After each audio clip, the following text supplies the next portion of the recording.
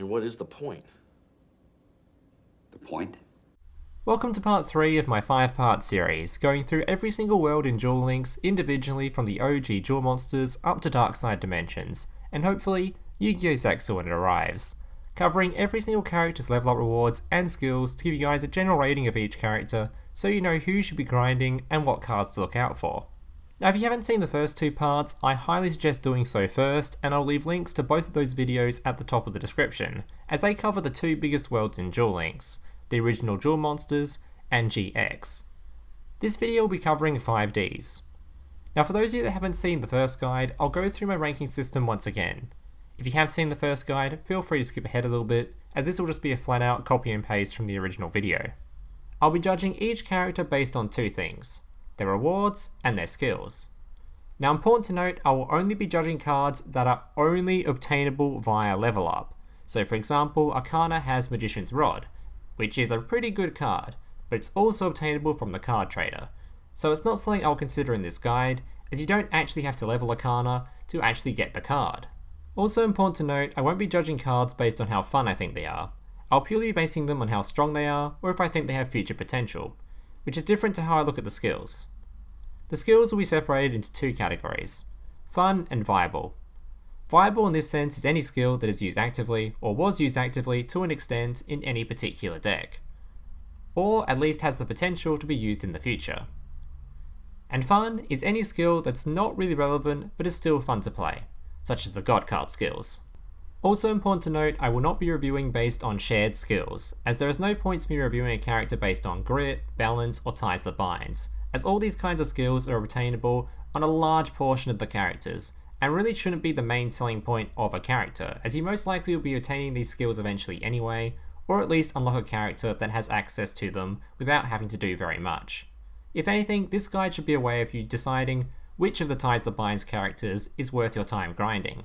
Some skills on this guide, like Life Cost 0, are shared, as you will see, but I've left it to a limit of 4 characters max per skill, as these skills are still really exclusive and should still be counted as selling points for a character. I will put all these factors into account and give you a ranking on each character, from S tier down to F tier. And without further ado, let's get into it. Also, just a heads up, if you do like this kind of content I'm producing and you want me to produce more of it, please consider subscribing or leaving a like, comment, all that kind of stuff, as it really does help. This kind of stuff does take a lot longer to make than my normal content, like a lot longer. As of this video, I've already made 48 different infographics for this series, and we are only up to part 3. So yeah, if you like the video, make sure to leave a like, subscribe, comment, all that kind of stuff. Starting off with the world's main protagonist, we have Yusei Fudo, C tier. Card reward wise, Yusei honestly hasn't got that much. I decided to mention Unknown Synchron purely because it has seen some play in the past, but it has just been power crept a shit ton, and honestly, there are way better options nowadays for tuners. Thankfully, his skills do redeem him a little bit, as he does have a few different viable skill options to choose from. Level Duplication is an insane skill for any deck that requires specific levels, whether that be for a Synchro Summon or a Ritual Summon, and it's only going to get better once Xyz arrives. Attack Booster Synchron Warrior is currently used as the best skill for Synchron decks, which although are not considered top tier, are still pretty decent. Tuning isn't used at all right now, but the skill does way too many things for me to kind of write it off as being a skill that doesn't have at least a little bit of future potential, whether that be for the guaranteed search of any Synchron monster, or just for the guaranteed Speed Warrior in the grave.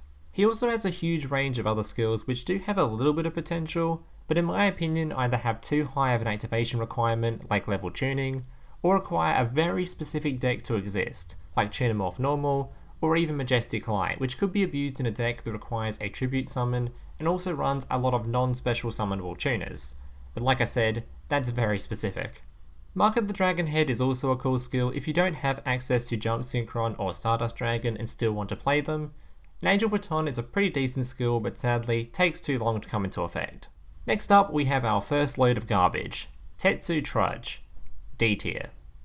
This guy is only used for his 2 card rewards, Montage Dragon and Goyo Defender, both of which are not considered meta relevant in the slightest. Montage Dragon is literally only used for farm decks, and Goyo Defender only has a place as part of a random combo to create 1 card synchro summons using Spore and what grows in the graveyard, which although is a really fun deck, it's definitely not meta relevant in the slightest. If you are interested in playing Goyo though, Tetsu does offer a bunch of skills for that archetype, but as that archetype is really bad, so are the skills by default. Continuing the Ds, we have Leo. This character really hasn't got much. Card reward wise, Leo has Morphtronic Smartphone, which is a pretty decent card I think. It does seem to be more of an extender and has a bit more of a win more feel to it, but as Morphtronics have always been a pretty garbage deck, I don't really have any current deck list to go off of, so I'm kinda just guessing here. His skills don't really contain that much either, with the only actual playable skill being Equipment Exchange, but that's more of me giving the skill the benefit of the doubt, considering we don't actually have a decent equipped spell deck in the game to prove me otherwise. The most decent equipped spell deck I can think of right now is probably Noble Knight, and that deck is beyond dead. Equipment Restock is another equipped spell skill, but it's the worst of the two in my opinion, and it's honestly just the worst show of nightmares anyway.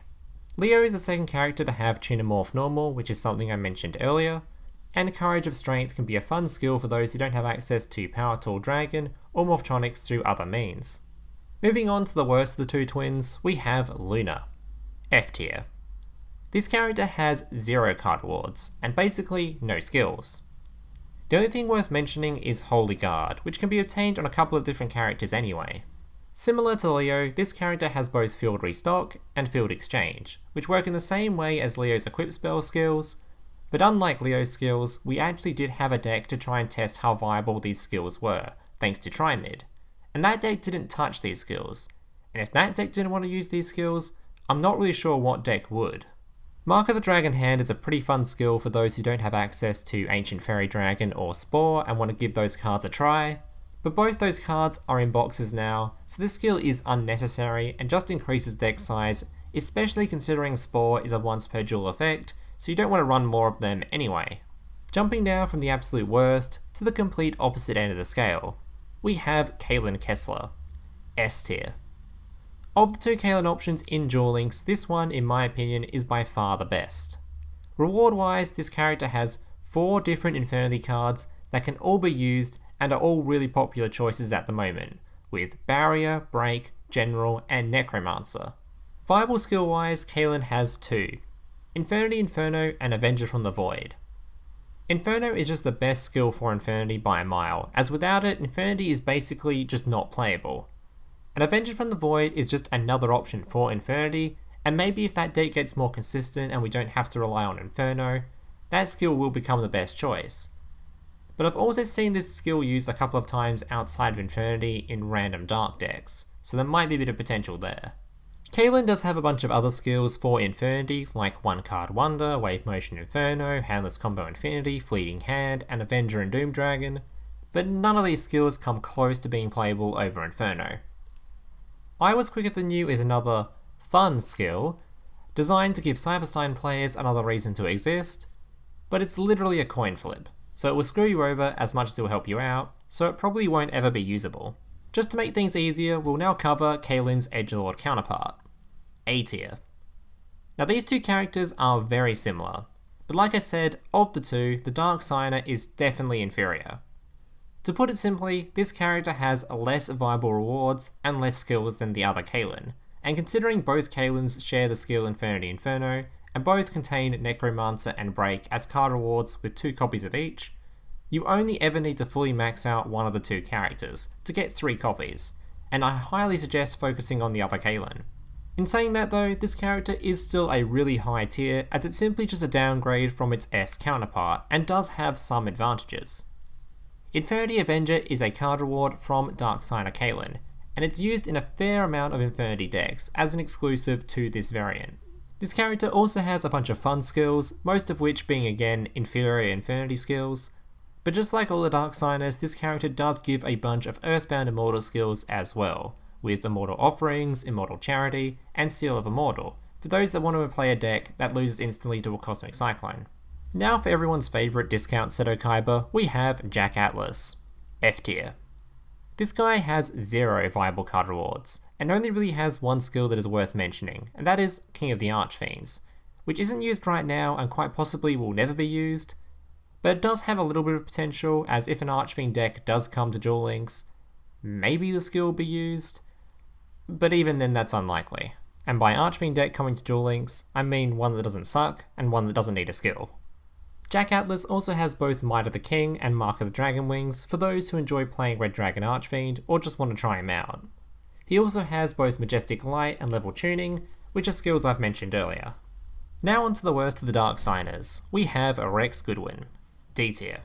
Again, absolutely no card rewards worth mentioning, and in terms of skills, the only actual viable option is Light and Dark, which isn't used at the moment and it's available on another character anyway. I also chose to point out the skill Draw Sense Earthbound Immortal, as it's probably the best skill for people trying to play Earthbounds, considering there's only one copy of each of them available at the moment, and if ever a deck comes around that uses field spells that can summon Earthbounds easily, such as Vampire, maybe this becomes a viable option. As for fun skills, Rex does have a bunch for his signature synchro monsters Sun and Moon, but as those cards are completely unplayable, so too are the skills for them. And of course, this is a Dark Signer, so once again this character has a ton of Earthbound Immortal skills that are all basically unplayable. Now for the final Dark Signer character, we have Emo Phase Kali Carmine, A tier. A few months ago this character would have straight out been an S tier, as this character is by far the best way to not only play, but also obtain the Fortune Lady cards. But Fortune Lady has fallen off quite drastically in terms of their strength. Still definitely a Kia Games worthy deck, but definitely on the lower end of the rogue decks you see around nowadays. In terms of her card rewards, she has 3 great Fortune Lady rewards, with Water, Visions and Destiny. She also has the best skill for Fortune Lady, with Time Passage, but if you really want to mess around with the art type, she also has 5 other inferior skills for the deck that you can try out. And of course, she's a Dark Signer, so mandatory Earthbound Immortal skills as well. Next up we have one of the only 2 characters my lazy ass has never bothered to unlock. Crow Hogan, C tier. Honestly, there's nothing too excited to get over with this character, as his only real card reward is Blackwing Pinarchy, but this card is only used in one variation of Blackwing anyway, which is a top tier deck at the moment, but this variant is definitely the less popular of the 2, so you don't really need to obtain this card if you want to play the art type. In terms of viable skills, Crow really only has level duplication, which is shared with a couple of other characters anyway, so you're probably better off investing your time into those first. For those of you that do like Blackwings and want to try out some of the less optimal skills for the art type, Crow does have Dragon Tail and Blackwing Rising, but do keep in mind these skills do drop the consistency of the deck a ton. Crow is also our final character to have the skill Tunomorph Normal. Now for the character with the most absolutely catchy theme music in the game, we have Kali Carmine, B tier. Kali's entire character is built around Fortune Fairies, and does offer a ton of decent support for that art type, but sadly, that deck is still quite weak, making this character a lot worse of a tier than she probably could be. Card reward wise, she offers probably the worst of the Fortune Fairies, but still playable with Anne and Who, as well as Lucky Loan, which can be used to help flood the board and give more fairies for your Miracle Stone buffs. She also has the Grand Spellbook Tower, which has become a staple in all Spellbook decks, which is a really solid rogue deck you see topping tournaments occasionally. In terms of skills, she only really has one viable option, which is Miracle Power, which to be honest is one of the most absurd buff skills in the game and takes Fortune Fairies from completely unplayable garbage to actually usable, granting them attack buffs of up to 1800 extra attack, on an aura style effect. She does have a ton of other Fortune Fairy skills for you to mess around with, but none of which are remotely close to how insane Miracle Power is for the deck, and I don't recommend them on the art type. Secret Seeker is also available for Kali Carmine, but that skill only lets you view set monsters, so sadly it's just a worse mind scan. Last but not least, we have one of the fan favourite characters, and apparently my next cosplay. Akiza, C tier.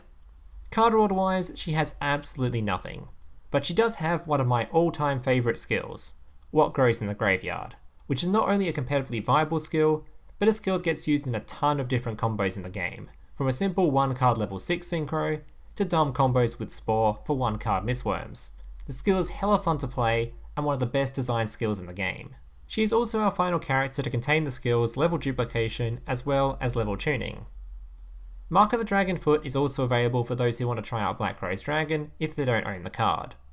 Alright guys, that's it for this guide. Let me know if you want me to continue this little mini-series through all the different worlds and Duel Links, and just a reminder, this takes a lot of work to make, much more than my general upload. So if you want more content like this, please consider subscribing, liking this video, commenting, all that kind of stuff, so I know it's worth the effort I put in. Hey, big brother, can I watch SpongeBob? Shut up, Mokuba. I'm busy flagging YouTube videos to compensate for the fact that I have an extremely small penis. Oh,